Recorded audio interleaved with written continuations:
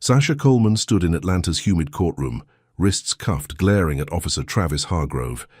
He smirked, mocking her as a loudmouth troublemaker over a parking ticket, while the judge yawned. Everyone pegged her as helpless. Case dismissed, cuffs off. Hargrove hissed a vile slur, venom dripping. She met his stare, unshaken, her calm masking a secret. She was an NSA elite, not some nobody. This spark would torch his world, a war he'd never see coming. What would she unleash next? Before we dive in, tell us where you're watching from, and if you stand for justice, hit like and subscribe, because tomorrow's explosive episode is one you can't miss.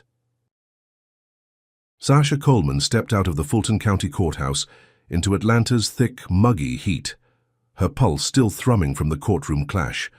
The late March sun beat down, glinting off glass towers, but her mind churned darker thoughts. She adjusted her simple navy blazer, smoothing the fabric over her lean frame, and headed toward the parking lot 3 blocks away. Her cover as a civilian held tight, a carefully crafted alias built over months to infiltrate a corruption ring festering in the city's police force. Officer Travis Hargrove was her target, a hulking figure with a buzz cut and a sneer she'd already memorized.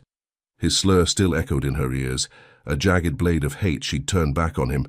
She'd come to Atlanta posing as an office clerk, her real mission buried deep. Unravel a network of cops framing black drivers for cash, with Hargrove as the linchpin. The parking ticket was her bait, a chance to test his arrogance in court. And he'd bitten hard. Now, dismissed or not, she knew he wouldn't let it slide. She crossed Peachtree Street, weaving through honking traffic, her sharp brown eyes scanning every face. At 34, with a decade in the NSA under her belt, she trusted her instincts, and they screamed trouble. Her car, a modest grey sedan, sat where she'd left it, legally parked in a metered spot near a coffee shop. She slowed, fishing for her keys, when a glint caught her eye. A tow truck's yellow claw gripped her rear bumper, hoisting the vehicle skyward. She sprinted forward, shouting at the driver, a scrawny guy in a stained cap who barely glanced her way. He waved a clipboard, muttering about an expired meter, but she'd paid for 2 hours just that morning. Then she saw it, wedged under. The wiper, a crumpled note scrawled in black ink. "Stay in line," it read, the words sloppy but deliberate. Her stomach tightened. This wasn't random. She snapped a photo of the truck's license plate as it rumbled off, her car dangling like a trophy. Backtracking to the precinct's towing records later that evening, she hacked in from a burner laptop at a noisy diner, her fingers flying over keys. The order traced to Hargrove's unit, a petty jab from his cronies to flex their muscle. She smirked, sipping lukewarm coffee. If they thought this would scare her, they'd misjudged her resolve. She filed an online complaint with the city, detailing the illegal tow and naming Hargrove's squad, keeping her tone indignant, but civilian clumsy. Let them think she was just a stubborn clerk with a grudge. She finished at 11, the diner's neon buzz fading as she walked home through Atlanta's shadowy streets, her low heels clicking on cracked pavement. Her apartment, a 4th-floor walk-up in Midtown, was a Spartan cover. 1 bedroom, a thrift store, couch and a kitchenette she rarely used. She locked the door, double-checking the deadbolt, and sank into a chair, replaying the day. The complaint would sting Hargrove's ego, maybe push him to slip up. She drifted to sleep, lulled by the hum of traffic below, confident she'd stayed off their radar. Then at midnight, a shrill buzz jolted her awake. The intercom screeched insistent like a wasp trapped in a jar. She stumbled to it, pressing the button, her voice groggy. No answer, just static. A fist pounded her door, heavy and rhythmic, shaking the frame. She peered through the peephole, breath-catching. 2 cops in crisp uniforms loomed outside, badges glinting under the hall's flickering light. One, a wiry guy with a shaved head, barked her name, demanding she open up. A noise violation, he claimed, his tone clipped and hostile. She hesitated, knowing her apartment had been silent all night. No music, no TV, nothing to justify this. She cracked the door, keeping the chain on, and asked for a warrant. The second cop, stocky with a patchy beard, sneered, slamming his shoulder into the wood. The chain snapped like cheap wire, and they barged in, boots thudding on her, scuffed hardwood. She stepped back, hands raised, playing the startled civilian, but her mind raced, cataloguing every move. The wiry one grabbed her arm, twisting it behind her back, while the stocky one shoved her face first into the wall, her cheek grinding against peeling paint. "You like making trouble?" he growled, his breath hot with tobacco. They cuffed. Her wrists, the metal biting into her skin, and laughed, low and guttural, about teaching her a lesson. She recognized their badges from Hargrove's precinct, his stench all over this. They ransacked her place, flipping the couch, smashing a lamp, scattering papers she'd staged as props, fake bills, a grocery list. She stayed quiet, letting them think she was cowed, but her pulse steadied. She'd trained for worse in NSA black sites, faced interrogators who'd make these clowns flinch. The cuffs were standard issue, no match for the lockpick she kept taped under her watchband. As they rummaged, she flexed her wrist, easing the thin steel free. The wiry cop turned, barking at her to sit, but she was already moving, twisting, the pick into the lock. Click. The cuffs fell to the floor with a soft clank, drowned by the stocky one kicking over her coffee table. She stood, hands loose, as they spun to face her, eyes widening. "How the hell?" the wiry one sputtered, lunging. She sidestepped, grabbing his arm and slamming him into the wall, her knee driving into his gut. He crumpled, wheezing, while the stocky one swung a fist. She ducked, shoving him into the couch wreckage, and bolted for the door. They scrambled after her, cursing, but she was down the stairs and into the night before they hit the landing. Her heart pounded, adrenaline sharp as she melted into an alley, crouching behind a dumpster. Sirens wailed in the distance, but they faded fast. She caught her breath, fury replacing fear. Hargrove hadn't just towed her car, he'd sent his dogs to break her. The trashed apartment was a message, the cuffs a flex of power. She pulled her burner phone from her pocket, texting Marcus Tate, her NSA partner. First move made. They hit hard. His reply buzzed back, "Watch your six. Hargrove's crew doesn't play small." She nodded to herself, the night swallowing her silhouette.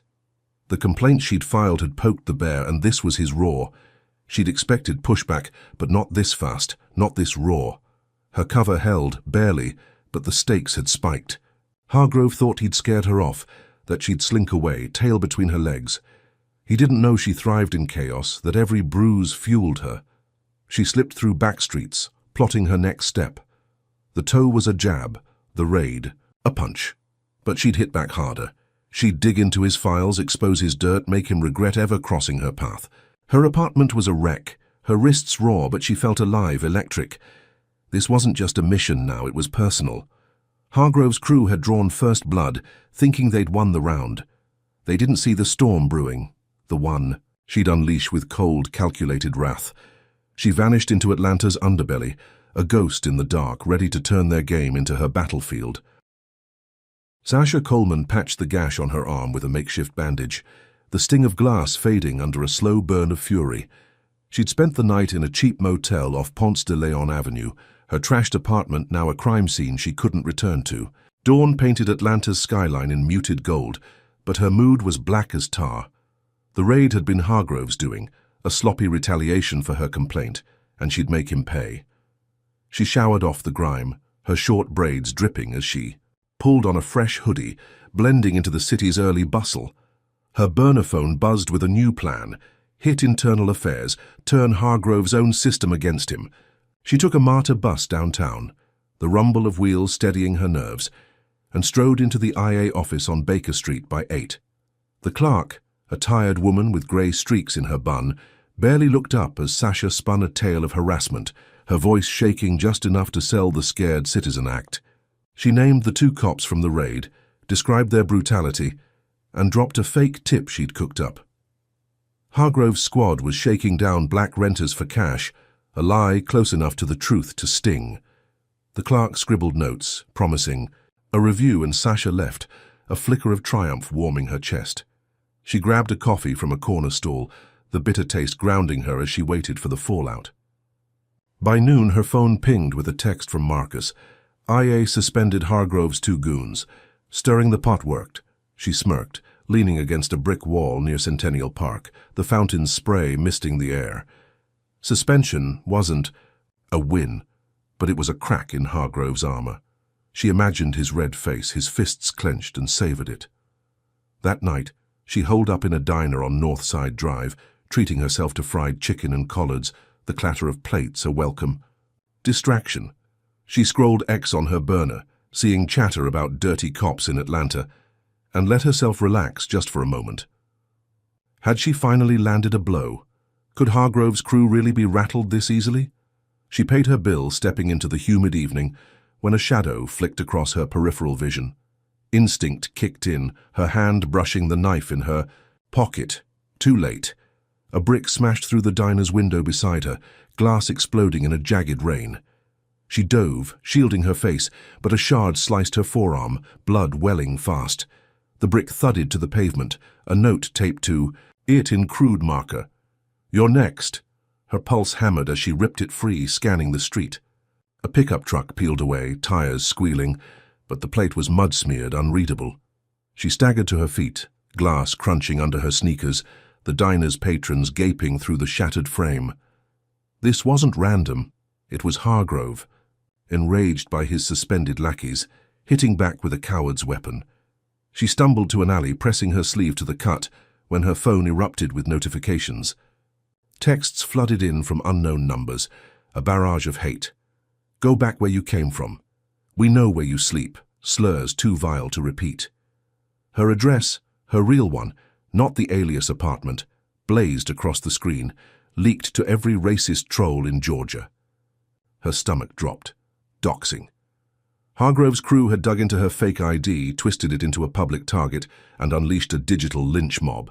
She silenced the phone, hands trembling, but the damage was done. Her cover teetered, her safety shredded. She ducked into a bodega, buying gauze and tape, and patched herself up in a grimy bathroom, the flickering bulb casting harsh shadows. How had they found her so fast? Was IA in on it too? She replayed the raid, the tow, the courtroom sneer, each a thread in Hargrove's web. He wasn't just a thug, he was a predator, and she'd underestimated his reach. She slipped out, hood up, weaving through Atlanta's back streets to a payphone near a gas station. Marcus picked up on the first ring, his voice tight.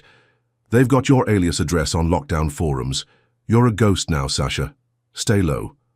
She nodded, though he couldn't see, her breath fogging in the cool night. The suspensions had felt like a victory, a clean jab to Hargrove's jaw, but he'd countered with a sledgehammer. She'd wanted to rattle him, not ignite a war, yet here it was, raw and bloody. Her arm throbbed, the note's threat searing her mind. "You're next." Next for what? A beating? A bullet? She ditched the payphone, melting into the shadows of a martyr station, her mind racing. She'd pushed Hargrove, and he'd pushed back harder, turning her into prey. But she wasn't prey. She was a hunter, trained to outlast monsters like him. She'd hit IA again, dig deeper, find the dirt to bury him. This wasn't over, it was just starting. Her false victory had crumbled, replaced by a grim resolve. Hargrove thought he'd scared her off, that a brick and some texts would break her. He didn't know she'd faced worse in deserts and war zones, that every scar made her sharper. She'd turn his hate into his noose, but first she had to survive the night. The city pulsed around her, alive with danger, and she moved through. It, a phantom fueled by rage. Drop a 1 in the comments if you think Hargrove's gone too far already. Hit like if you're rooting for Sasha to fight back, and subscribe if you're ready to see this corrupt cop crumble. How far will Hargrove go to silence her? And what Sasha got up her sleeve to flip the script? Sasha Coleman sat in a dingy motel bathroom, stitching the gash on her arm with a needle and thread from a travel kit. Her jaw clenched against the pain. Blood crusted her sleeve, the brick's jagged gift still fresh, but her fury burned hotter than the wound. Atlanta's humid night pressed against the cracked window, the distant wail of sirens a grim soundtrack. The doxing had turned her into a target, her alias address plastered across hate forums, but she wasn't running. She'd hit Hargrove where it hurt, and he'd lashed out like a cornered dog. Now she'd bite back. She powered up her burner, laptop, its glow harsh in the dim room, and slipped into an NSA backdoor she'd used on missions from Kabul to Moscow. Her fingers danced over the keys, bypassing precinct firewalls with practiced ease. She dug into Hargrove's files, unearthing a goldmine, falsified reports stretching back 3 years, all targeting black residents. Traffic stops morphed into drug busts with planted evidence, petty fines ballooned into jail time, each case stamped with his name. Her pulse quickened as she cross-referenced dates, finding dozens of complaints buried by lost paperwork. This wasn't just corruption. It was a racist machine, and Hargrove was its grinning cog. She encrypted the data, then leaked it anonymously to Priya Patel, a bulldog reporter at the Atlanta Journal-Constitution known for exposing city scandals. Sasha sent a burner email. "Check your inbox. Hargrove's dirt. Run it." By morning, the story broke like a thunderclap. Priya's front-page piece screamed, "Racist cop frames black drivers," complete with screenshots Sasha had fed her.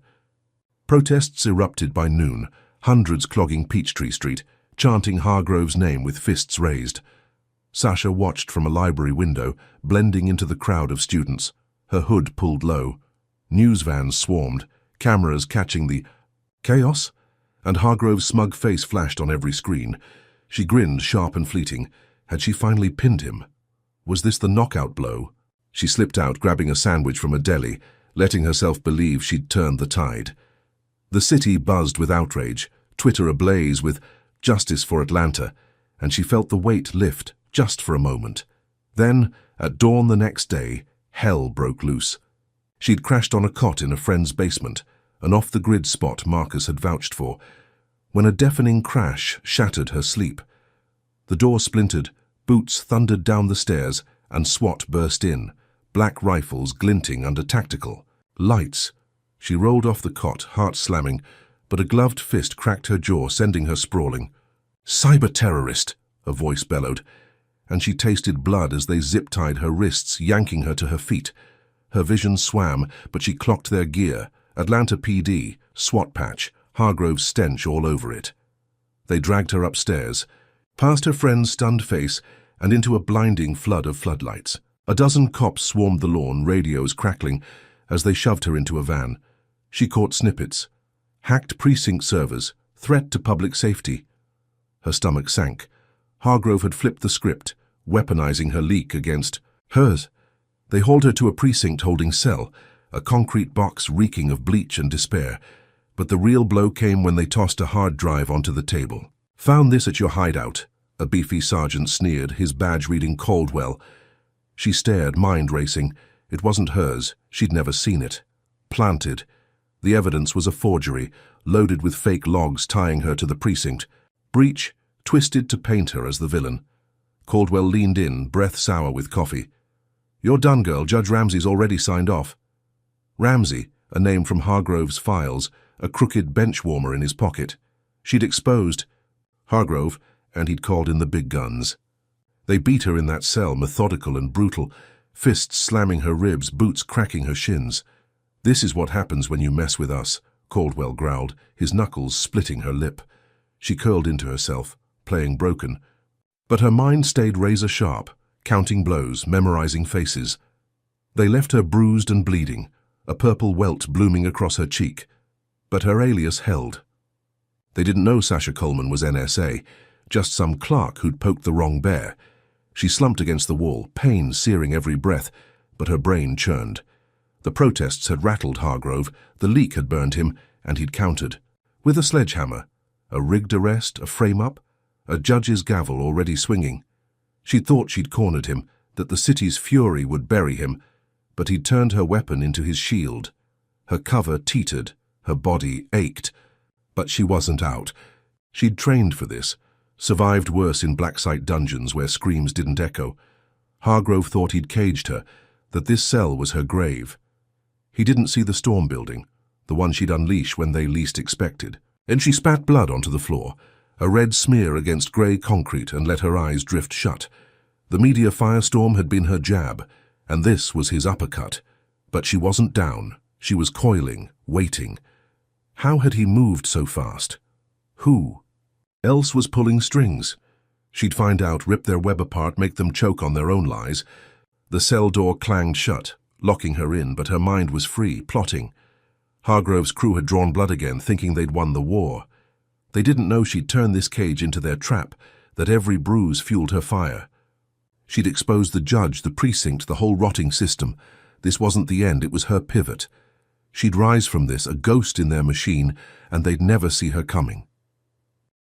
Sasha Coleman slumped against the cold concrete wall of her Atlanta jail cell, the ache of bruised ribs pulsing with every shallow breath. The air stank of bleach and sweat, a grim haze under flickering fluorescent lights. Her lip throbbed, split, from Caldwell's fist, and her shins burned where boots had landed. Hargrove's SWAT goons had left her battered, but her mind stayed sharp, a steel trap forged in NSA black sites. She squinted through swollen eyes, clocking the guards pacing the hall, their sneers dripping with venom. Troublemakers quiet. Now, one muttered. A lanky guy with a scar across his brow, his voice thick with disdain. Another, a squat brute with a buzz cut, spat on the floor near her cell, growling, "Should have stayed in your place." The racism wasn't subtle. It was a blade, and they wielded it proudly, Hargrove's puppets through and through. She shifted, testing her restraints, the zip ties long gone but her body screaming. She'd trained for this, survived worse in deserts where sand choked her lungs and screams were currency. These clowns didn't know who they'd caged. She memorized their shifts, noting Scarface took breaks at odd hours, Buzzcut lingered to taunt. Her chance came on day 2 when a new inmate, a wiry black woman named Tasha, slipped her a burner phone during a cafeteria shuffle. "Heard you're fighting the pigs," Tasha whispered, her eyes darting. "Use it." Sasha palmed the device, a lifeline in her fist, and tucked it into her sock, adrenaline spiking. She texted Marcus Tate, her NSA partner, from the cell's shadowed corner. "Framed, Hargrove's judge dirty, need intel." His reply buzzed back fast. "Ramsey's on payroll. Precinct's his playground, stay alive." She grinned, a flicker of hope cutting through the gloom. Hargrove thought he'd buried her, but she'd claw her way out. She needed chaos, a distraction to flip the board. Day 3, she staged it. In the yard, under a grey sky heavy with rain, she bumped Scarface hard, spilling his coffee. He swung, she ducked, and Tasha shoved Buzzcut into the fray. Fists flew, inmates roared, and guards swarmed, dragging her to solitary. Perfect. The isolation cell was a coffin, 6 by 8, with a rusted vent near the ceiling. She waited until night, the jail's hum softening, then climbed the bunk, her bruised hands prying the grate loose. Years of infiltration training kicked in. She squeezed through, dust coating her throat, and dropped into a maintenance crawlspace. Her heart pounded, but she moved like a ghost, planting the burner with fake texts implicating Caldwell in a drug ring. She'd cleared her name, or so she thought. She slipped out via a loading dock, scaling a fence as dawn bled pink over Atlanta's skyline. Freedom tasted sweet, the muggy air a balm after the cell's stench. She'd outsmarted them, turned, their cage into her escape hatch. Hargrove's grip slipped. She'd dodge his next swing. She hit a payphone, calling Marcus. "I'm out, framed evidence planted. What's next?" His voice crackled. "Good. Lay low. They're scrambling." She exhaled, leaning against the booth, thinking she'd won this round. Had she finally broken their hold? Could she breathe easy now? Then her burner lit up, a text from an unknown number. "Sister's house on fire. Kids inside. Back off." Her chest seized, panic clawing her throat. She sprinted to her stolen bike, a beat-up Yamaha stashed earlier, and gunned it 30 miles to Decatur. Smoke billowed over rooftops as she skidded onto her sister's street, flames licking the porch of the modest 2-story home. She leapt off, legs trembling, and plunged into the inferno, heat searing her skin. Her niece's scream pierced the roar, guiding her upstairs through choking black clouds.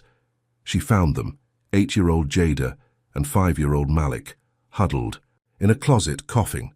She scooped them up, one under each arm, and stumbled back down, wood splintering underfoot. She burst outside, collapsing on the lawn as firefighters rushed in, their hoses blasting. Her lungs burned, her eyes streamed, but the kids were safe, clinging to her. She scanned the chaos, spotting a gas can near the driveway, its cap stamped, with Hargrove's precinct logo. This wasn't an accident, it was a warning, a torch lit by his crew. Her victory soured, the jailbreak's thrill gutted by this new horror. She'd slipped their grasp only to see her family pay. Sirens wailed, neighbors gawked, and a cop muttered loud enough for all to hear. She brought this on them. The crowd's stares turned cold, suspicion settling like ash. Sasha stood, fists clenched, the gas can's weight in her mind heavier than the kids in her arms. Hargrove hadn't just struck back. He'd aimed to break her soul. She'd thought solitary was her triumph, the vent her escape, but he'd played a darker card. Her sister's home smoldered, a charred ruin, and she knew this was just the start. She hugged Jada and Malik tighter, their sobs fueling her rage. Hargrove thought fire would scare her off. That family was her weakness. He didn't see it was her strength, her reason to fight harder. She'd burn his world next, but how? Drop a 1 in the comments if you think Sasha's tougher than Hargrove's crew. Hit like if you're raging at this injustice, and subscribe if you're hooked on her comeback. What's Hargrove got planned to twist the knife deeper? And how will Sasha turn this nightmare into his undoing? Sasha Coleman gunned the Yamaha's throttle, the engine's roar drowning out the chaos as she raced 30 miles from Atlanta's jailbreak shadows to Decatur's smoldering streets. Her lungs still ached from the jail's dank air, but her heart pounded harder, the text about her sister's burning house searing her mind. Smoke clawed the sky as she skidded onto Pinewood Lane, her sister Latoya's modest 2-story home engulfed in flames. Orange tongues licked the porch, shattering windows with pops of glass, and Sasha leapt off the bike, gravel biting her knees. She sprinted forward, heat blasting her face like a furnace, her hoodie singed at the edges. Jada's scream cut through the inferno, a high-pitched wail from upstairs, and Sasha plunged in without a second thought. Smoke choked her throat, thick and black, stinging her eyes as she stumbled through the living room, furniture blazing. She ducked low, coughing, the crackle of burning wood deafening. Up the stairs, each step groaned under her weight, threatening to collapse. She found them in a closet, 8-year-old Jada clutching 5-year-old Malik, their faces streaked with soot, eyes wide with terror. She scooped them up, Jada under her left arm, Malik under her right, their small bodies trembling against her. The hallway flared, a wall of fire blocking the stairs, but she kicked through a weakened banister, dropping to the foyer with a bone-jarring thud. She staggered out, bursting onto the lawn as the roof caved behind her. A thunderous crash of timber and ash. She collapsed, gasping, laying the kids on the grass as firefighters swarmed, hoses blasting arcs of water. Her chest heaved, lungs raw, but Jada and Malik clung to her, alive. She scanned the scene, adrenaline fading into rage, and spotted it. A gas can near the driveway, its dented metal glinting under streetlights, stamped with Hargrove's precinct logo. This wasn't a random arson. It was his signature, a vicious strike from his crew to punish her escape. Neighbors gawked, their whispers sharp as knives, and a cop in a crisp uniform muttered loud enough for all to hear, "She's why this happened." The crowd's eyes turned cold, blaming her, their murmurs a chorus of suspicion.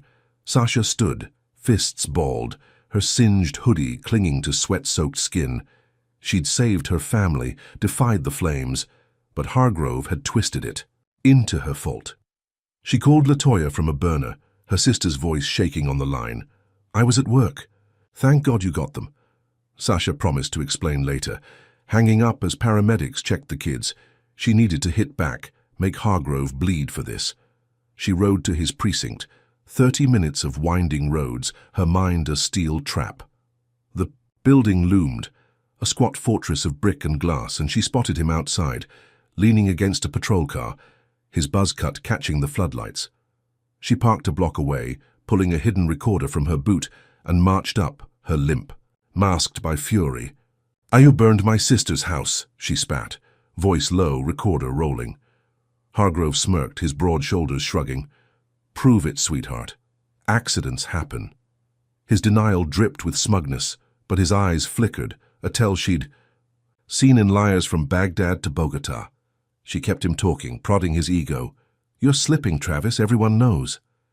He laughed, a harsh bark, and leaned closer, breath sour with mint gum. "You're nothing. Keep running your mouth, see what happens." She backed off, slipping the recorder into her pocket, and uploaded the clip to a dark web server Marcus monitored.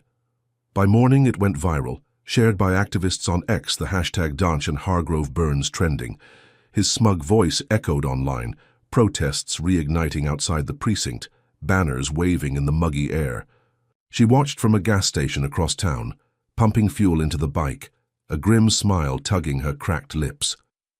Suspension hit Hargrove that afternoon, the chief's press conference stiff and forced. Officer Hargrove is off duty pending review. She thought she'd won, that the fire and his words had backfired, torching his career. She grabbed a motel room, crashing on a lumpy mattress, exhaustion pulling her under. Had she finally cracked him? Was this the tipping point? Then at dusk, her burner buzzed, Marcus's number flashing. CPS took Jada and Malik. Unsafe conditions. Court order. Her stomach plummeted, sleep evaporating. She called LaToya, who sobbed. They came an hour ago, said I'm unfit because of the fire. Judge Ramsey signed it. Ramsey, Hargrove's pet judge, the same one who'd framed her. She punched the wall, knuckles splitting, blood trickling onto the faded carpet. Hargrove hadn't just burned the house. He'd bribed Ramsey to rip her family apart. The kids were in foster care now, snatched by a system he'd rigged, a counterpunch more ruthless than the flames. She'd saved them from fire, only to lose. Them to his ink and paper. Her viral clip had stung him, forced his suspension, but he'd struck deeper, targeting her heart. She paced the room, boots scuffing the floor, replaying his smirk, his taunt. He thought this would break her, that losing Jada and Malik would make her fold. He didn't know she'd faced warlords who'd taken more, and still lost.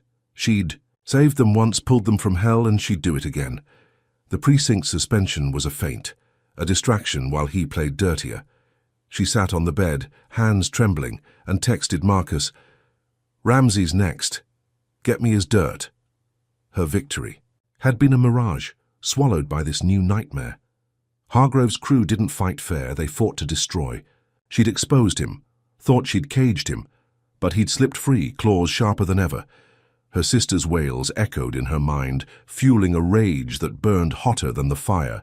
She'd get the kids back, dismantle Ramsey, make Hargrove choke on his own game.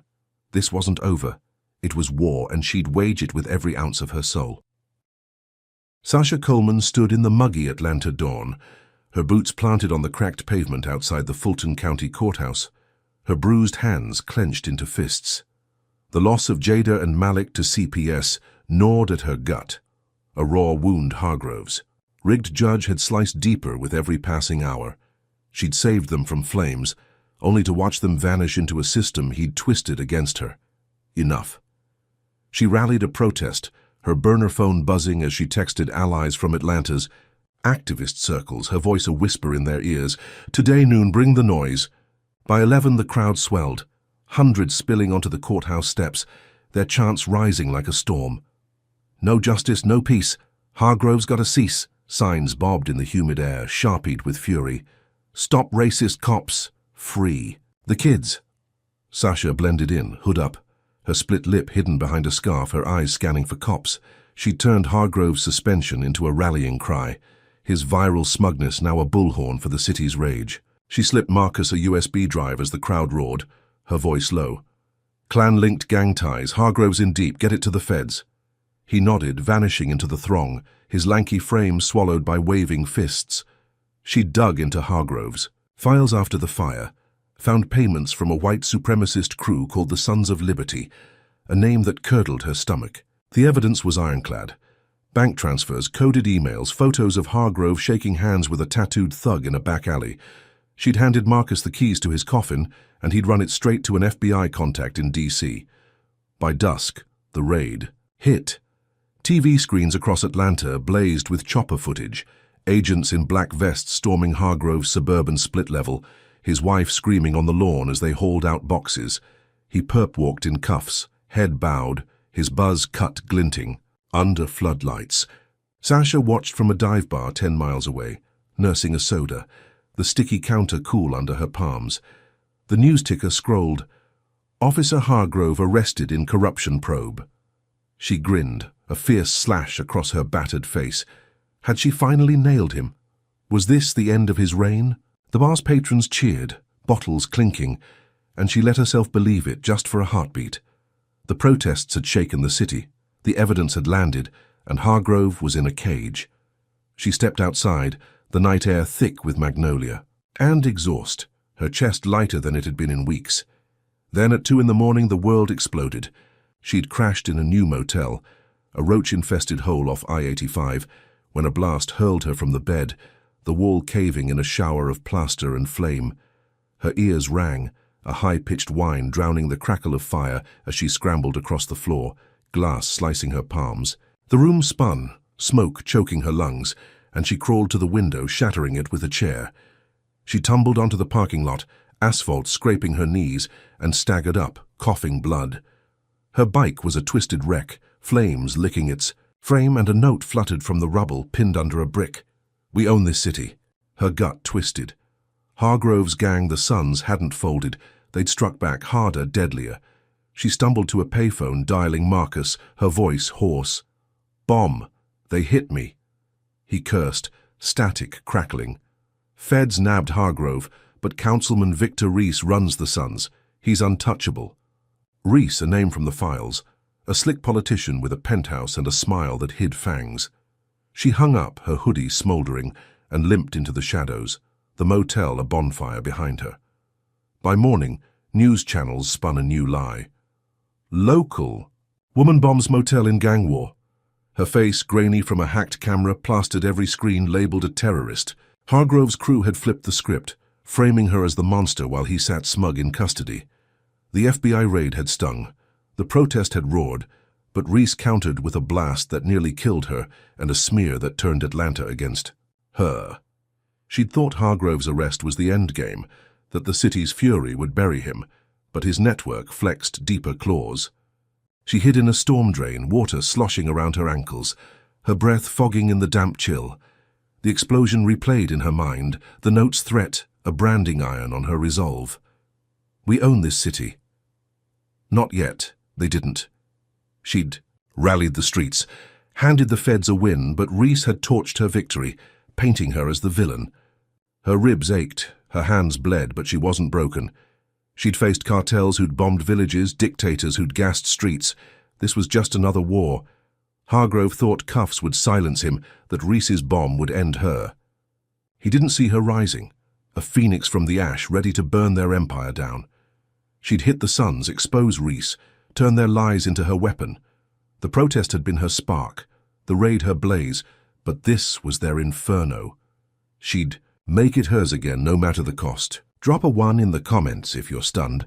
Hargrove's crew bombed Sasha. Hit like if you're cheering her unbreakable spirit, and subscribe if you're dying to see her strike back. What's Reese planning next to crush her, and how will Sasha turn this disaster into his downfall? Sasha Coleman crouched in Atlanta's grimy back alleys, the stench of rotting trash and wet asphalt cloaking her as she nursed her bleeding shoulder. The motel bombing had left her a fugitive, her face plastered on every newsstand as a terrorist, a lie spun by Councilman Victor Reese and his Sons of Liberty. Her ribs throbbed from the blast, her palms were shredded from glass, but her mind burned with purpose. Hargrove sat in cuffs, but Reese, the real puppet master, had turned her victory into ash. She slipped into a derelict warehouse off Marietta Street, its broken windows gaping like wounds, and patched herself up with a stolen first aid kit, gauze sticking to her sweat-soaked skin. She powered up a burner laptop, its cracked screen flickering, and hacked into the Sun's comms using an NSA exploit she'd wielded against cartels. Voices crackled through encrypted channels, Reese barking orders, his smooth drawl laced with venom, directing hits on loose ends. She traced his network, pinpointing a stash house 10 miles north, a rundown garage stuffed with cash and guns. This was her shot. She hot-wired a rusty pickup from a junkyard, the engine coughing to life, and rolled out under a moonless sky, her hoodie pulled tight. The stash house squatted in a maze of industrial lots, its corrugated walls streaked with rust. She cut the headlights, creeping closer, her boots silent on gravel. 2 guards lounged outside, rifles slung low, their laughter grating as they swapped slurs about that black chick on the news. She waited, pulse steady, then struck. A brick to the first guard's skull dropped him cold, A chokehold silenced the second before he could scream. She dragged them inside, zip-tying their wrists, and rifled the place. Stacks of cash bundled tight lined one wall. Crates of AR-15s gleamed under a tarp. She stuffed a duffel with bills and ammo, her plan crystallizing. Use their own resources to bury Reese. She torched the rest, gasoline glugging from a can, flames roaring as she peeled out, the pickup's tires kicking dust. She thought she'd gained the upper hand. A predator in their den, her haul a weapon to expose Reese's empire. She stashed the loot in a storm drain near the Chattahoochee River, marking the spot with a rock, and exhaled, adrenaline buzzing. Then, as she rode back toward the city, a sniper's bullet ripped through the night, grazing her shoulder with a hot sting. She swerved, the truck fishtailing, and slammed into a ditch, metal groaning. Blood seeped through her sleeve, warm and sticky, as boots crunched closer. Reese's hitmen swarmed, 6 shadows in tactical gear, their flashlights slashing the dark. She bolted, diving into a storm drain, water sloshing to her knees, her breath ragged. Bullets pinged off concrete, ricocheting as she splashed deeper, the tunnel's echo masking her gasps. They shouted, voices thick with hate, "She's dead meat!" She crawled through a side pipe, mud caking her hands, and emerged 50 yards downstream, chest heaving. The hitmen fanned out, their lights fading, but she wasn't safe yet. She limped to a payphone, dialing Marcus, her voice a rasp. "Sniper hit. Reese's crew, they're hunting." He cursed, static crackling. "LaToya's jailed. Accomplice to your bombing. They've got her in county." Her stomach lurched, the words a punch to her bruised core. She'd raided their stash, thought she'd turned the tide, but Reese had countered with a venomous twist, framing her sister as a criminal, locking her in a cell 30 miles away. She hung up, rain starting to pelt the booth, her shoulder throbbing as blood trickled down her arm. The cash and guns felt like a win, a knife to Reese's throat, but he'd slashed back, taking LaToya, turning her fugitive fight into a family siege. She'd outrun the sniper, dodged their bullets, but her sister's arrest was a shackle she couldn't break. She leaned against the glass, rain streaking her reflection, replaying the ambush. How had they tracked her so fast? Who'd tipped them off? She'd hit their stash, burned their goods, but Reese's reach stretched further, his claws sinking into her kin. Hargrove's arrest had been her spark, the protest her flame, but Reese doused it with a sniper's scope and a jailhouse key. She wasn't just hunted now, she was cornered. Her family, his leverage. She stitched her shoulder in a gas station bathroom, needle-biting flesh, her hands steady despite the pain. Reese thought he'd trapped her, that LaToya's cell would make her surrender. He didn't know she'd faced warlords who'd chained her allies, tyrants who'd burned her cover and still lost. She'd saved Jada and Malik from fire, slipped Hargrove's cuffs, survived his bomb. This was just another battlefield. She'd use the cash, the guns, turn his own arsenal against him. Her sister's voice echoed in her mind, trembling from that call after the fire, and Sasha's resolve hardened. She'd raid Reese's world, expose his filth, free LaToya from his grip. The sniper's graze was a warning, the hitman a flex. But she wasn't prey. She was a ghost slipping through their net. She ditched the payphone, melting into Atlanta's underbelly, the rain washing her blood into the gutter. Reese had drawn a line, thinking he'd won this round. He didn't see her crossing it, a storm brewing in her wake, ready to drown his empire in its own mud. Sasha Coleman hunched in a crumbling safehouse off Atlanta's old Fourth Ward, the rain's steady drum on the tin roof masking her ragged breaths as she stitched her sniper-grazed shoulder with a trembling needle. Blood oozed from the wound, a crimson thread against her dark skin, but the pain was nothing compared to the gut punch of LaToya's arrest. Reese had locked her sister in county jail, branding her an accomplice to the motel bombing Sasha hadn't caused, a cruel twist to choke her resolve. The safe house, a condemned shack Marcus had scouted, smelled of mold and despair, its peeling walls a faint shield from Reese's hitmen. She gritted her teeth, tying off the suture with a wince, her hoodie stiff with dried mud from the storm. Drain escape. The duffel of cash and guns from the son's stash lay in the corner, a lifeline she'd clawed from their grasp. But it wasn't enough. She needed to hit Reese harder, break his spine. She fired up her burner laptop, its glow harsh in the dimness, and dug into his financials via an NSA back channel, her fingers flying over keys. Payoffs bloomed on the screen. Shell companies wiring thousands to Reese's accounts, tied to the Sons of Liberty's gun runs. She cross-referenced dates, linking payments to Hargrove's precinct busts that mysteriously fizzled. This was her dagger.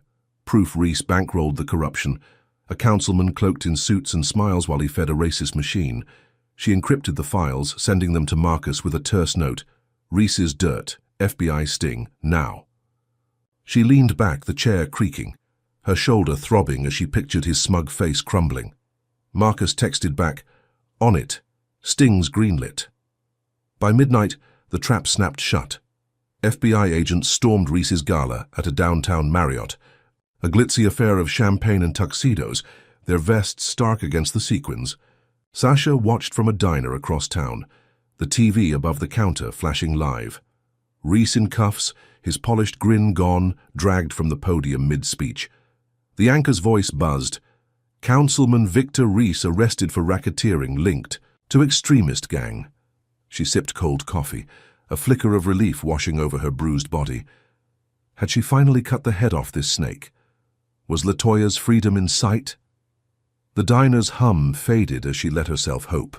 The sting a clean shot after weeks of dodging bullets.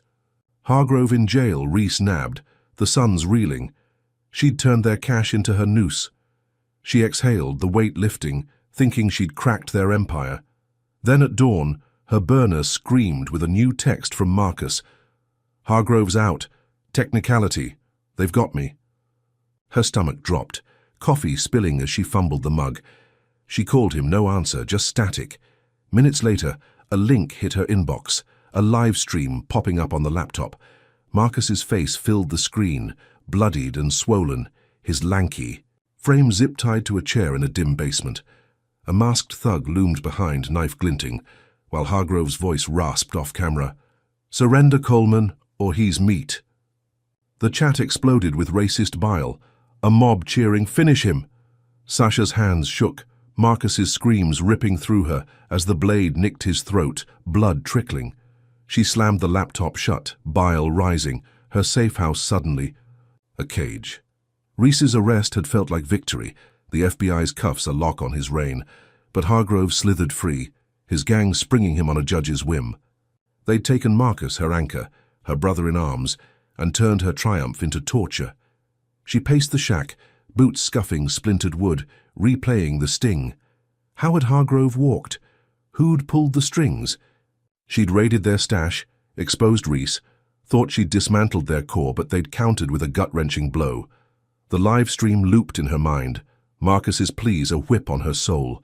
She'd saved Jada and Malik from fire, slipped SWAT's grasp, survived a bomb, but this was deeper, a wound no stitch could close. Hargrove wasn't just fighting, he was breaking her, piece by piece. She sank to the floor, the duffel's weight mocking her, its cash useless against this.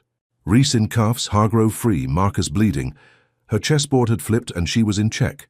She forced herself up, wiping tears with a blood-crusted sleeve, her shoulder pulsing as she grabbed the laptop again. She'd hit Reese, thought. She'd won, but Hargrove's crew played dirtier. Their claws in her family, her team. LaToya in jail, kids in foster care, now Marcus in their grip. They'd stripped her bare, thinking she'd fold. They didn't know she'd faced death squads who'd taken more, tyrants who'd laughed louder and still fallen. She'd saved her niece and nephew, outrun snipers, turned their own guns against them. This was just another wall to climb. She texted a dark web contact, an NSA ghost. Track that stream, I'm going in. Her counter had landed. Reese's arrest a thunderclap, but Hargrove's reprisal was lightning, striking her heart. She'd free Marcus, bury Hargrove, make them pay in blood. This wasn't defeat, it was her rallying cry.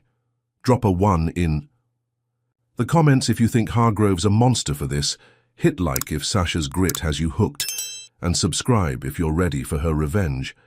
What's Hargrove's next move to shatter her, and how will Sasha turn this agony into his grave? Sasha Coleman sat in the flickering gloom of the safe house, her bloodshot eyes locked on the laptop, as Marcus's tortured screams looped through her skull, Hargrove's knife carving her resolve into shards. The live stream had ended, but the image of her partner, bloodied and bound, burned behind her lids, a wound deeper than the sniper's graze on her shoulder. She tracked the stream signal via an NSA relay, her dark web contact pinging a warehouse 15 miles east, a crumbling relic near Hartsfield-Jackson Airport. Hargrove's taunt echoed, "Surrender or he's meat." She wouldn't bend, but she'd bleed for Marcus. She grabbed the duffel of stolen son's loot, pulling C4 from a hidden stash she'd kept since a Yemen op, its plastic weight cold, in her hands. She rode a stolen Kawasaki through Atlanta's pre-dawn haze, rain-slick streets reflecting runway lights as planes roared overhead. The warehouse loomed, a grey hulk of cracked concrete and rusted steel, its windows blacked out. She ditched the bike in a ditch, creeping closer, her boots silent on wet gravel. 2 guards patrolled, AR-15s slung low, their slurs floating on the wind. She planted C4 along the back wall, wiring it to a remote, then slipped inside through. A loading bay, shadows swallowing her. The air stank of oil and fear, Marcus's groans guiding her to a basement stairwell. She descended, heart slamming, and found him tied to a chair under a swinging bulb, his face a pulp of bruises, blood pooling at his feet. Hargrove stood nearby, grinning, a pistol in hand, while 3 Sons goons flanked him, knives out. "Knew you'd come," he sneered, his buzz cut glinting. She raised her hands, playing beaten, but her eyes flicked to the C4 trigger in her pocket. "Let him go," she rasped, voice steady despite the tremor in her gut. He laughed, a harsh bark, and nodded to a goon who cut Marcus's ties. She lunged, pulling him up, his weight sagging against her stitched shoulder. They stumbled toward the stairs, Hargrove's crew closing in, guns cocked. She hit the trigger and the wall exploded, a deafening boom hurling debris as flames licked the ceiling. Gunfire erupted, bullets whizzing past as she dragged Marcus through the chaos, his blood smearing her arms. She fired back with a stolen Glock, dropping one goon, his scream lost in the roar. They burst outside, limping across the lot, the warehouse a fireball behind them. She thought they'd made it, that her sacrifice play had won, the blast her. Shield. She propped Marcus against a tree, rain washing his face, his breath shallow but alive. "You're safe," she whispered, relief flooding her. Then a whine split the sky, a drone streaking from the dark, its payload glinting. She dove, shoving Marcus down, but the explosion hit, a concussive wave flattening them. The safe house. She'd aimed for a shack 2 miles away, erupted in a mushroom of fire and smoke, shrapnel raining. She shielded Marcus, her ears ringing, and felt his chest still under her hands. Blood gushed from a shard in his ribs, his eyes glazing as he wheezed her name. "Sasha." He was gone, her partner, her rock, dead in her arms. She screamed, a raw howl swallowed by the storm, rain mixing with tears on her battered face. Sirens wailed, closing in, and news choppers buzzed overhead, their feeds already spinning. Gang war escalates, terrorist strikes again. Hargrove's allies in the mayor's office had greenlit the drone, a clean-up masked as collateral, pinning her as the mastermind. She staggered up, Marcus's blood soaking her hoodie, her legs shaking as cops swarmed the tree line. She'd tracked the stream, blown the warehouse, freed him, thought she'd saved the day, but Reese's network struck harder, a military-grade hit that stole her brother in arms. She'd dodged bullets, outrun snipers, but this was a slaughter, a sacrifice she couldn't undo. She stumbled into the woods, rain pelting her, the drone's hum fading as police lights flashed. Hargrove laughed from his cell somewhere, she knew it, his freedom a taunt while Reese's machine crushed her world. She'd raided their stash, cuffed Reese, rallied the city, but they'd turned her every move into their weapon. Marcus's death was her fault, her plan, her trigger, and it gutted her. She sank to her knees in the mud, 30 yards from the wreckage, her Glock slipping from her hand. The warehouse blast had been her gambit, the C4 her ace, but they'd trumped it with a drone, a city-sanctioned kill that left her alone.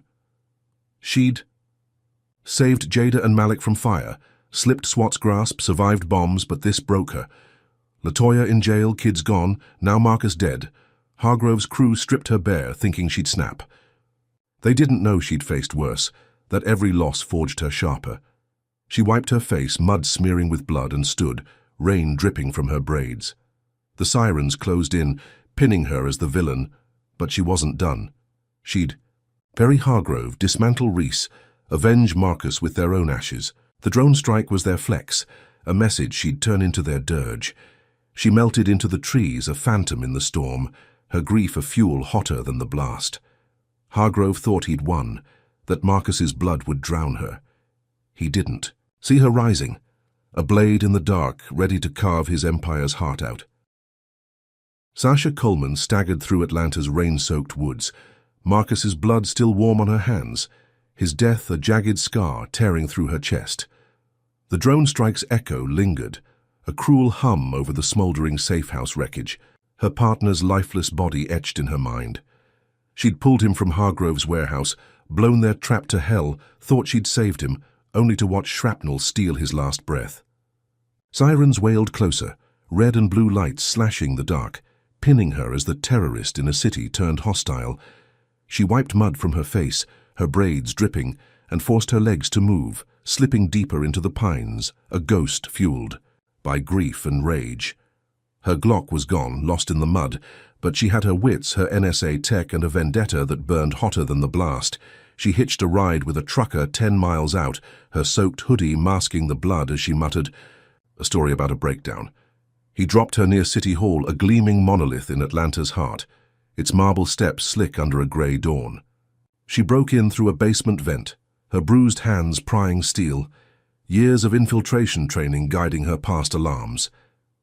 Inside, she planted bugs, tiny NSA devices synced to her burner, their mics burrowing into the mayor's office. She hacked a terminal, fingers trembling, and pulled call logs, the mayor's voice oily and smug, plotting with Hargrove days before the drone hit. "Clean it up," he'd said. "She's a liability." She leaked it all, routing audio to every news outlet via a dark web proxy, her breath hitching as she worked. By noon, the city erupted, the mayor's words blaring on radios, TVs, phones. "Clean it up." Riots flared, tires burned on Peachtree, glass shattered in Midtown, the hashtag Mayor Must Go trending as thousands stormed City Hall. Sasha watched from a rooftop, wind whipping her face, the chaos her handiwork. News flashed. Mayor resigns amid scandal. She'd toppled him, cracked the system's skull, thought she'd won a breath of justice for Marcus. Her chest tightened, a flicker of triumph cutting through the haze. Then, at dusk, her burner buzzed, a video link from an unknown number. She clicked it, dread pooling, and saw her childhood church, Mount Zion Baptist, 30 miles south in Jonesboro. Flames licked its steeple, screams piercing the feed as Hargrove's Sons of Liberty stormed inside. Pastor Evans, grey-haired and gentle, the man who'd hidden her after the motel bomb, knelt at the altar begging. A masked thug shot him point-blank, blood spraying the pews, the camera panning to her name carved in red on the wood. Sasha.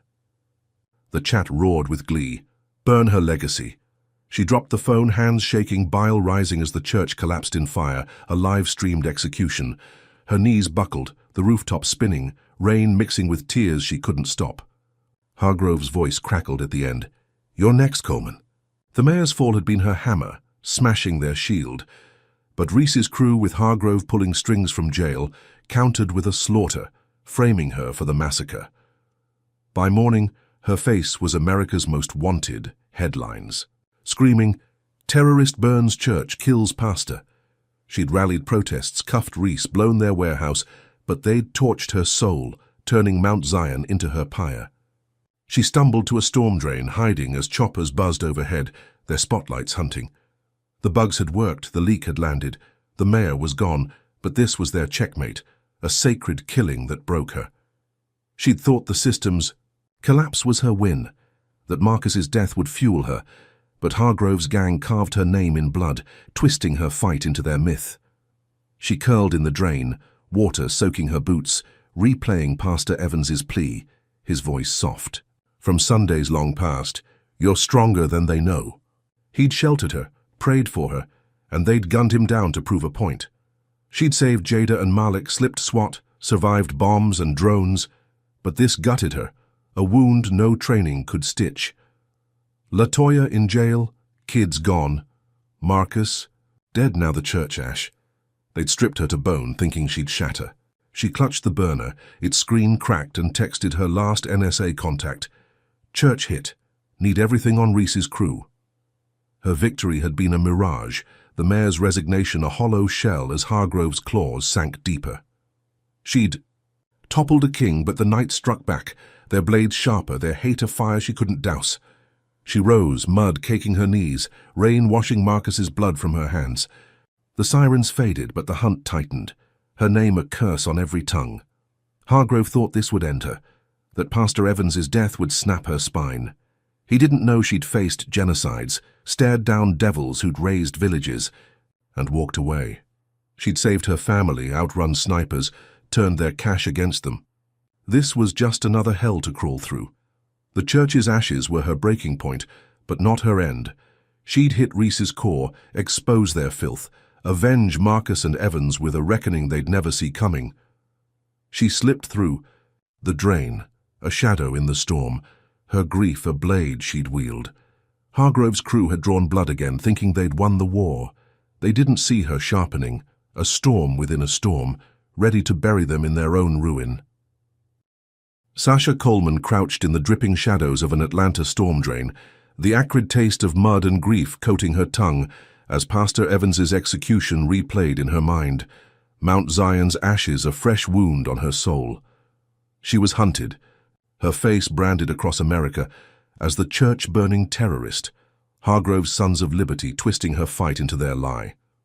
The mayor's resignation had been her spear, piercing their shield, but they'd countered with a massacre, turning her into a pariah. She wiped rain from her cracked burner, its glow faint as she plotted her last stand. Hargrove sat in jail, Reese on bail, their network battered but snarling, and she'd make them choke on it.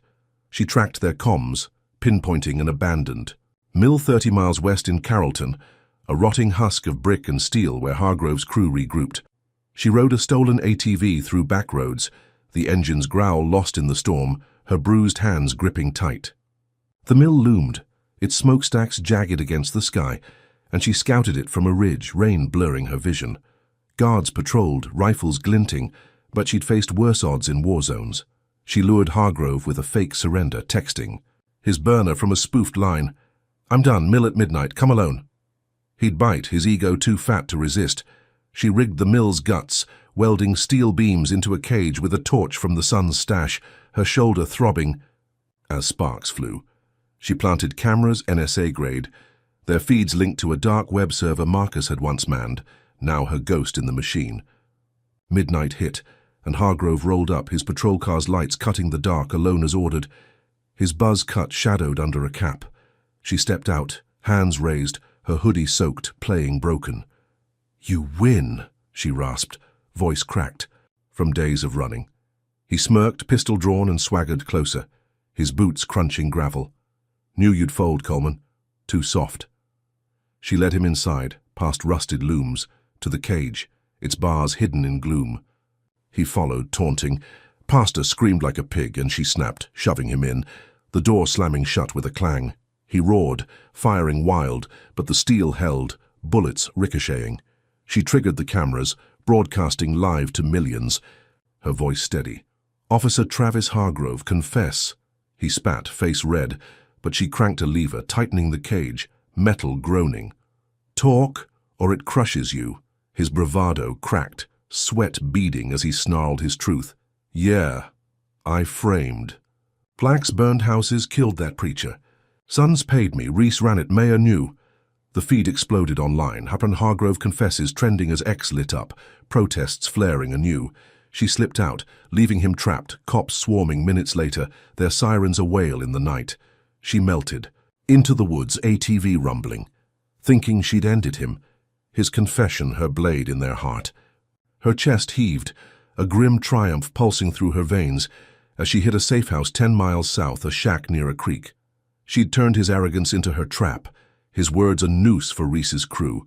She crashed on a cot, rain tapping the roof, letting herself believe it was over. Then at dawn her burner buzzed, a news alert. Atlanta water poisoned, thousands sick. She bolted up, laptop flickering as channels screamed, "Bioterrorist Sasha Coleman strikes again." Her face flashed, the church fire linked to a bioagent in the city's supply, a toxin Reese's crew unleashed while on bail, his final play. Hospitals overflowed, kids convulsed, and her name was the curse on every lip. She stumbled outside, creek water glinting, her breath shallow as the scope hit her. Thousands poisoned, her victory flipped into mass suffering. Hargrove laughed from jail, a recorded call leaking. She'll burn forever now. She'd trapped him, aired his filth, thought she'd won the war. But Reese countered with a plague, a city-wide dagger pinning her as the villain. She sank to her knees, mud soaking her jeans. The confession's echo drowned by this new horror. She'd rallied riots, cuffed Reese, saved Marcus only to lose him, burned their stash, but they'd turned her every strike into their shield. The mill had been her gambit, the cage her checkmate, but Reese's bioagent was their endgame, a poison she couldn't outrun. She'd thought Hargrove's words would bury them, that the world's fury would finish it, but they'd twisted her into a monster, Atlanta's scapegoat. Her hands shook, the burner slipping, rain washing blood and sweat from her skin. She'd saved Jada and Malik, slipped SWAT, survived bombs and drones, avenged Evans, but this broke her limits. LaToya in jail, kids gone, Marcus dead, the church ash, now thousands sick. They'd stripped her world bare, thinking she'd snap. She stood, creek rushing, her grief a furnace stoking her core. Hargrove thought his confession was her peak, that Reese's toxin would drown her. He didn't know she'd faced plagues in slums, outlasted tyrants who'd gassed cities and risen. She'd saved her family, turned their cash against them, caged their king. This was just another fight. She grabbed the laptop, texting her NSA ghost, "Bioagent source, now." The confession had been her spark, the mill her blaze, but Reese's poison was their inferno. She'd turn it back, find the cure, make them choke on their own plague. She slipped into the dawn, a shadow in the storm, her resolve a blade sharper than ever. Hargrove's crew had drawn blood again, thinking they'd won. They didn't see her coiling, a storm within a storm ready to drown them in their own venom. Sasha Coleman knelt by the creek's edge, the dawn's pale light glinting off the water as Atlanta choked on Reese's bioagent, her name cursed as the city's bioterrorist. Hospitals overflowed 30 miles away, kids retching, elders collapsing, the poison a silent reaper she hadn't unleashed. Hargrove's confession from the mill had rocked the world, his caged words a bomb she'd detonated, but Reese, free on bail, had countered with a plague, framing her as its architect. Her hands shook, mud caking her knuckles, the burners, cracked screen flickering with news. Coleman's toxin kills hundreds.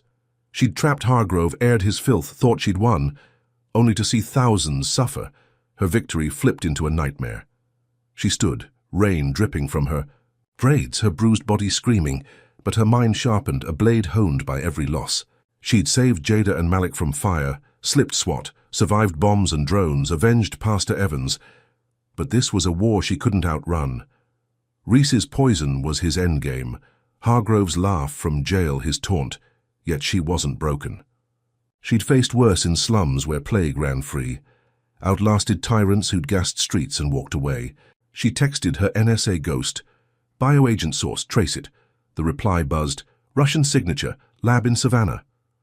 Her stomach twisted, a new thread unraveling. The Suns weren't just local, they tied to a syndicate beyond Atlanta's sprawl. She stole a car, a rusted Civic from a gas station, and drove south, the highway's hum a grim pulse under her grief. Savannah loomed after 3 hours, its oaks dripping moss, the lab a squat bunker 10 miles inland, guarded by Suns goons in black vests. She scoped it from a ditch, her stolen Glock trembling in her hand, then faked her death. She rigged the Civic with C4 from the mill stash, parked it near the lab, and triggered it remotely. The blast a fireball lighting the dusk.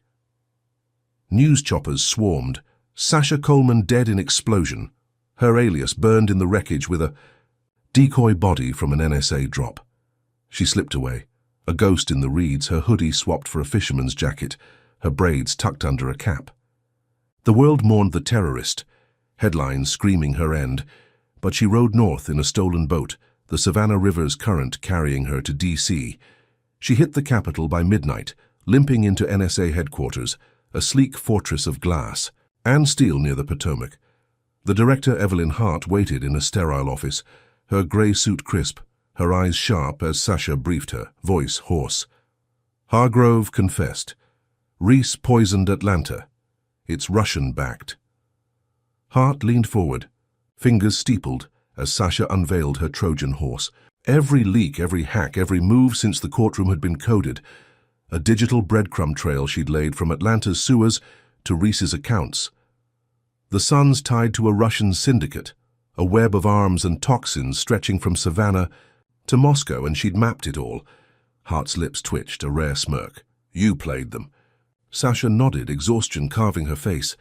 Feds raid now, global sweep, end it. Hart greenlit it, phones buzzing as agents mobilized. By dawn, raids hit, 50 sites worldwide.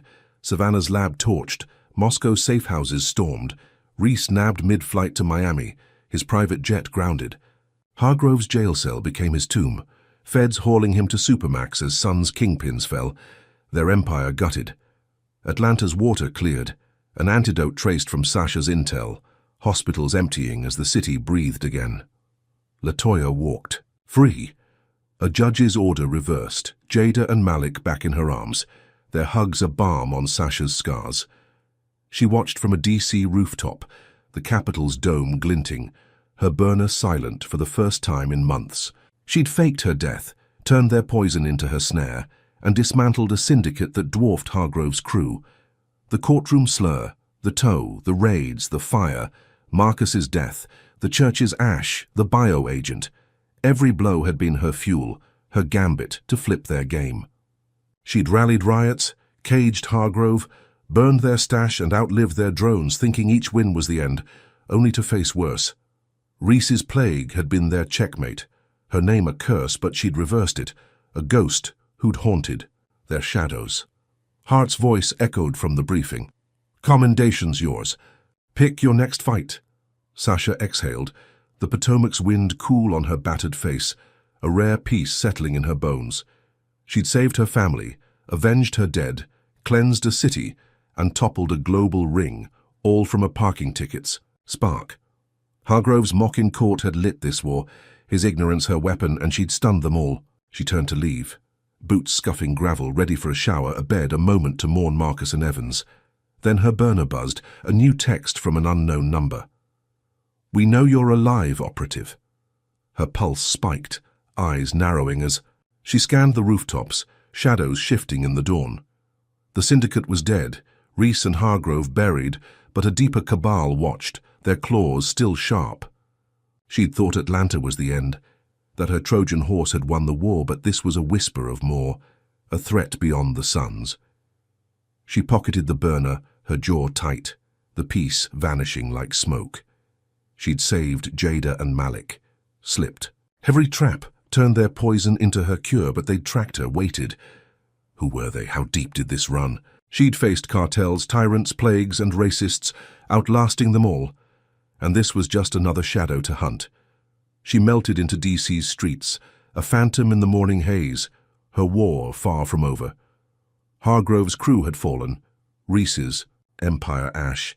But this new foe knew her, saw her, and she'd meet them head-on, a blade in their dark, ready to carve their secrets bare. The saga of Sasha Coleman in Police Officer mocks black woman in court, unaware. She's a top NSA operative. The court is stunned, offers profound lessons on resilience, justice, and the cost of fighting systemic racism. Sasha's journey teaches us that courage isn't the absence of fear, but the will to push through it. Facing relentless racial injustice, mockery, violence, and betrayal, she never folded, turning each blow into a weapon. Her story underscores the power of intellect. Over brute force, her NSA skills outsmarted a corrupt empire, proving preparation can topple even the mightiest foes. It also reveals the brutal reality of systemic bias, where one slur in a courtroom spirals into bombings and bio-attacks, exposing how deep racism's roots run. Sasha's losses, Marcus, Pastor Evans, her sister's freedom highlight the personal toll of resistance, yet her refusal to break shows that hope can endure the darkest storms. The reversal, faking her death to dismantle a global syndicate, teaches us adaptability. When cornered, she rewrote the rules. Finally, the lingering threat at the end reminds us that justice is a marathon, not a sprint. Victories are fleeting. When power shifts to new shadows, Sasha's tale urges us to stand firm, think sharp, and fight on, no matter the odds. What's your takeaway from Sasha's battle? Drop a comment with your thoughts. Hit like if her grit inspires you. Subscribe for more stories of defiance, and share if you believe justice is worth the fight. Thanks for joining this journey. May you find strength to face your own storms and triumph over every challenge ahead.